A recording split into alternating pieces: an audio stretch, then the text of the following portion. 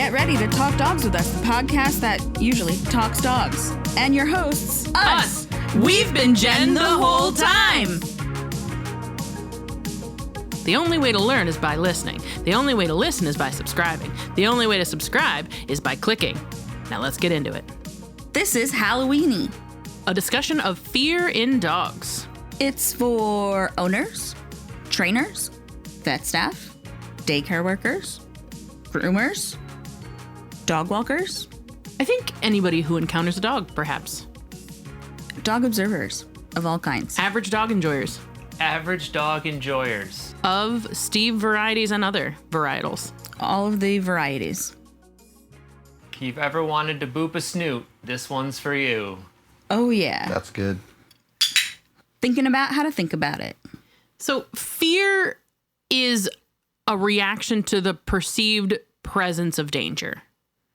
So the axe murderer is in the room with you now. Anxiety is different. Anxiety is the worry that there is or might be an axe murderer somewhere in the neighborhood. Fear is when you're certain he's in the room with you. Fear can be acquired genetically, traumatically, through a lack of social learning, right? One thing we like to say about Elmo when he has a little fear, a woo bark is, well, he's never seen it do that before. One time, Steve and I were packing for a trip, and Steve put his backpack on his dresser, a place historically it has never gone before. Elmo was facing away from the dresser, rolled over and went, oh, woo, woo, because he'd literally never seen it do that before. That dresser had never had a backpack on it, and goddamn it wasn't going to have a backpack on it now.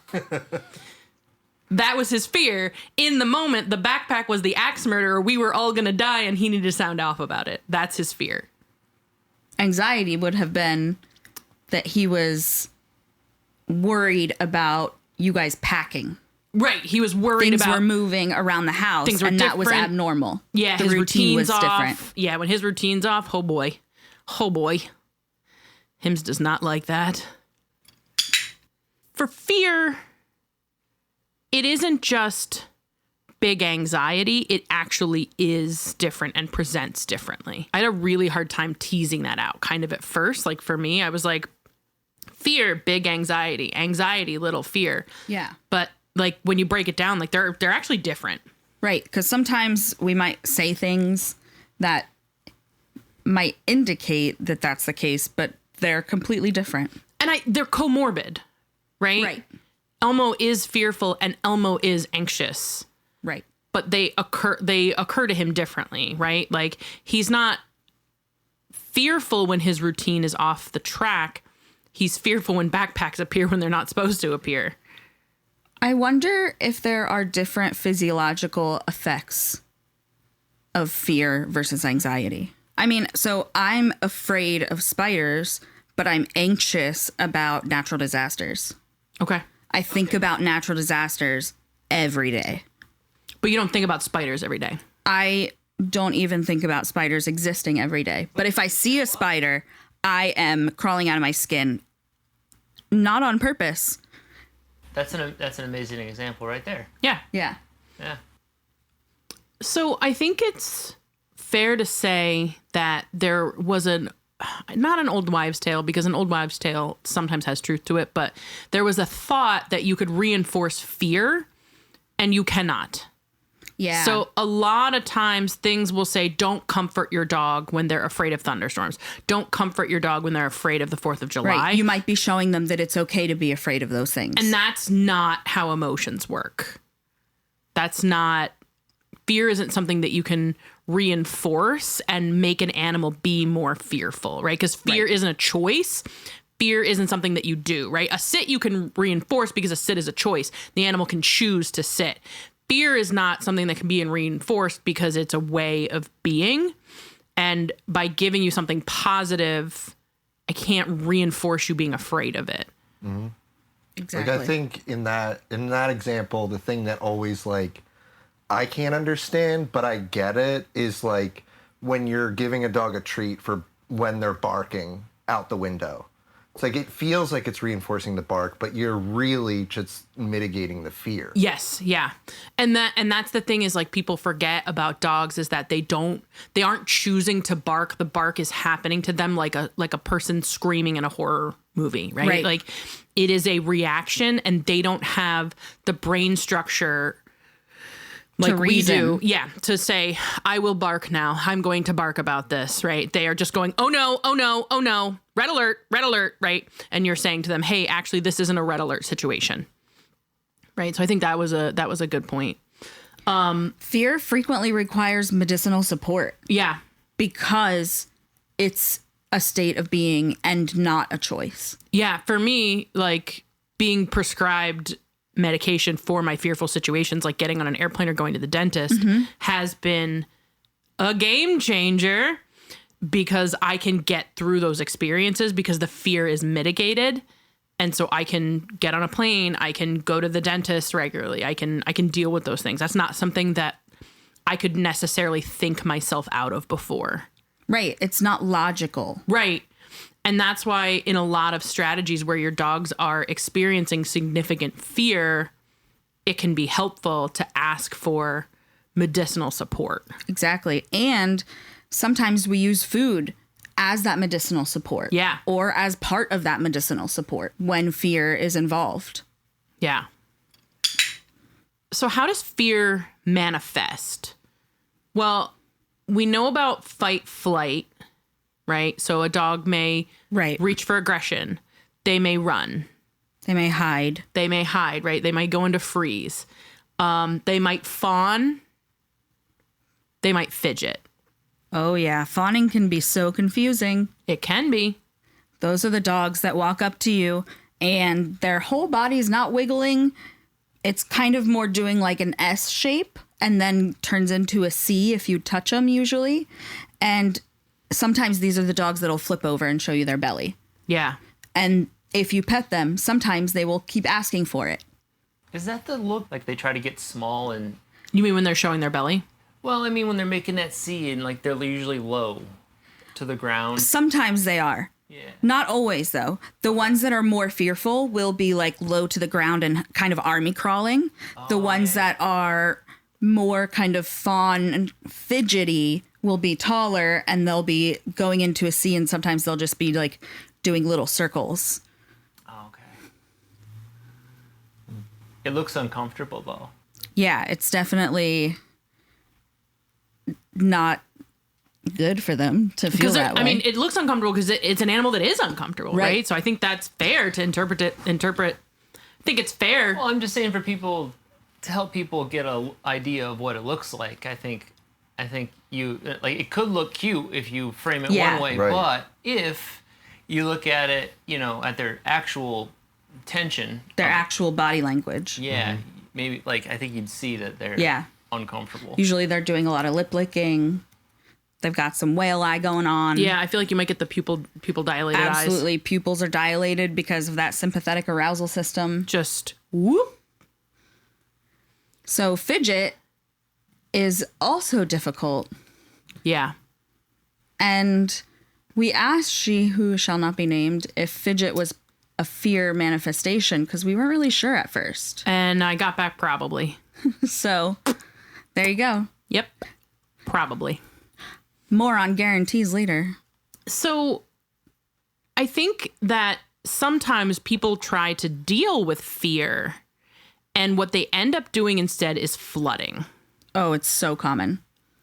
And I think we have this like facing your fears, fear isn't a factor for you, kind of cultural narrative that says this is what you should do. And all the time with my clients, I am in these discussions where I'm like, hey, we can't bite off more than we can chew. Right. Taking a dog that's afraid of dogs to a dog park does not suddenly make them go, all right. In fact, in humans, if you a human, right? So Jen, you're afraid of spiders. Yep. If you said, I don't want to be afraid of spiders anymore, this is impacting my life, put me in a bathtub full of spiders, right? We would essentially be flooding you with spiders, right? So the flooding is just throwing as much stimulus as possible at the learner. We know from human studies that is such a small percentage of people that see therapy from that. Successfully. Correct. Such a small percent of people, less than 5%, see any positive benefit from flooding. Now, the thing with that flooding scenario, in my scenario, you could say to me, please put me in the bathtub with the spiders. I would like to go. When we flood a dog, the dog cannot say that. Right. We're not asking them if they want this option. We didn't let the dog go into the dog park on their own, right? Presumably. They could. It's not a good idea because they can go, maybe that's a good idea. And then it's you as the caretaker's job to go, well, perhaps not. The difference for treating fear is systematic desensitization, right? So it is, hey, Jen, you're afraid of spiders. Let's work on looking at spiders together on the internet so that there is a meaningful difference between a real spider and an internet spider. Let's see if we can desensitize you to something very small. I would also, in a desensitization exercise, have an option for you to opt out. Yeah. For you to important. walk away from the screen, right? So what would that look like for a dog? Well, if we go back to the dog park example, maybe we don't go in the park. Maybe we stay in a car so that there's a visual barrier. Yeah. There's a distance barrier. There's a noise barrier. There's a smell barrier. Maybe we stay in the car and we can see the dog park, but we can get in the car and we can drive away if it's too much. Right. I would allow the learner to experience only as much as they can handle. How I judge that is usually, can you eat through this? If you can't eat through that, let's go. Let's pack our bags. Yeah. So the line between flooding and systematic desensitization is pretty wide, but you need to look at body language to make sure that we're not going over their threshold of what they can tolerate and where they can learn. You know, I heard a cool alternative to threshold. Yeah. Saturation. Oh. Because think about a saturated towel. Can't hold any more water. Yeah. So once the dog is at threshold, because a threshold, you can tip tap through the door, back and forth. Right. Above threshold, below threshold. But when you think about it like a towel and the dog is saturated with stimulus, it can't soak up anymore. Because that's the other thing is time can be flooding. Yep. If I did my dog park example and I stayed in the car, but I stayed there for an hour and a half, that's different and could be a flooding event because what it's going to look like is all of a sudden my dog's going to get real good real fast, but that's because they're worn out. Yep. And there might be an element of learned helplessness there where the dog has learned, okay, there is nothing I can do to get away from the stimulus. So I'm just going to dissociate. I'm just going to dissociate. I mean, who hasn't been there though? Who among us? On an airplane. On an airplane. You can't escape. There's nowhere to go. Nope. Both of those things are very relatable. Yeah. Yeah, I mean, I could probably do like happy visits at the dentist for myself where I just go in and have a cup of coffee and leave. Like, that seems so silly, but like, honestly, I feel like that would be very effective. I feel like it would reduce some of the like waiting in the lobby, like build up, right? I could be like, okay, I've been in the lobby before. About it. Yeah, like the preamble, because like the anxiety comes because I know I'm going to be so afraid. Right. So yeah, I could do little happy visits for myself at the dentist. I don't know if they would like think that was okay, or I haven't asked. Yeah, how do you bring that up? Yeah. This is the first time I've thought about this. Okay, wait. I did wonder if anyone who does dental, is in the dentist field, is listening. When I'm doing a happy visit with a dog, sometimes if I push them a little too far, instead of their drool just being wet and getting on my hand, it'll get stringy. Yeah, so like a physiological response. Yes, you can watch it. Whoa. A loud sound happens, and then suddenly the dog has stringy drool. So I wondered, does that happen to people? But I keep forgetting to ask my amazing hygienist, Desiree. Well, you go to the dentist every 15 minutes. I think So opportunity I'll will just come ask her next time. It's on my list. Yeah. Anyway. I'm not afraid of spiders. Jen's afraid of spiders.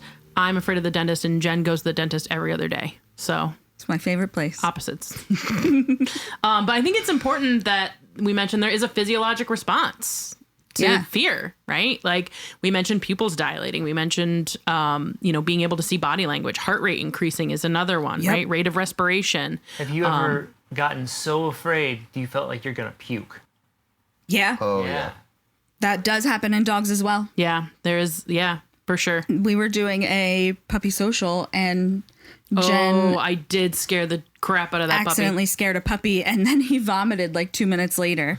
puppy. I did not mean to. I don't remember, you moved suddenly. Or I did move suddenly. something. He was a fearful puppy. I moved suddenly. He wasn't expecting it, and he said "what?" And that was. And he was just a tiny little guy. He was a little guy, but oh boy, Yeah. I felt Whoopsie-doopsie. real heckin' bad about that. Wish we could give him $10 for that. Yeah, and then it was like, how do you feed him on top of that? Because the optics, like, yes, technically, I should counter condition that fear, but how did like the optics of like, he just did puke up his whole bits, but here's some more for you for the car. Now his belly's empty. So. Yeah, I mean, he can fit more. He emptied it out. He's ready to go.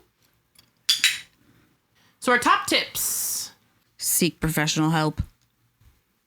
Just in general, always. Yeah. If you Trust notice the professionals. if you notice significant fear in your animal, you're going to need to get that looked at. Or in your client's animal. Yeah, absolutely. In your client's animal, in an animal you're handling, I think it would be helpful. We've obviously put out other episodes on this before about learning to talk to owners, but I think it'd be helpful to definitely, I mean, more than other things, I think if you're seeing fear, especially in a young dog, especially in a puppy, bring that up because that does not just get better on its own. Yep. Fear is not a cold, guys. It doesn't just go away. Yeah, it's more like herpes. Yeah, it's there. You got to deal with it. Yeah. It's going to raise its ugly head here and there. So the thing I want to say about like maybe a professional experiencing fear is trust it. Yeah. So this is a great example. Just happened to me. I was in a session with two dogs. They do fight. That's a medium complaint on the list of like things they're dealing with at home. But this dog has issues with arousal. And so the way his arousal disorder manifests is that he will cope and he will cope and he will cope and he will cope and he will explode. And he does not signal the it's not that he doesn't signal. He doesn't signal I am coping, now I will explode. When he's coping, he is signaling that he is not okay. And that means at any moment he could explode. Mm-hmm. And we were working on muzzle training. And up to this point, this dog had been coping with me in the room. When I entered the space, I had the muzzle preloaded with snacks and I was going to walk over and hand it to the dad. And I could not get my body to move forward. We had a vet student. She was with me. And I went to step forward and I felt the pit of my stomach and I couldn't move forward. And so I pivoted and I said, I'm going to try this out with the other dog. Because luckily the other dog was there. Mm-hmm. And so I practiced with the other dog. As soon as I got to the other dog, he hit the end of his leash and he exploded. Yeah. I cannot tell you what I saw, right? And I have done it's subtle. Yes, I've done so much work to say I saw the pupils dilate, I saw his rate of respiration increase. I can't, it's not there, but I had to listen because I stopped in my tracks and I could not make my body go forward. And I didn't push through it because I knew that even if I was wrong, I was right.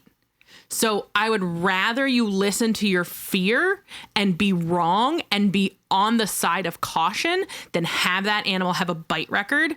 Yeah. Because you were trying some cowboy stuff. And like, that's not always what people are doing, but I was going to try a cowboy thing. That's why I was calling myself out because I was going to go right up to this dog with arousal and try and work with him and his dad and his muzzle. And something just stopped. And I listened to it. So yes, absolutely. If you are a professional and you feel afraid, stop. Get back up, get help, take a break.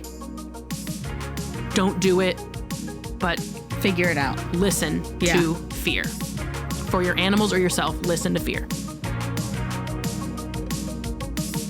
Talk Dogs With Us is an informational podcast and not a substitute for qualified medical advice.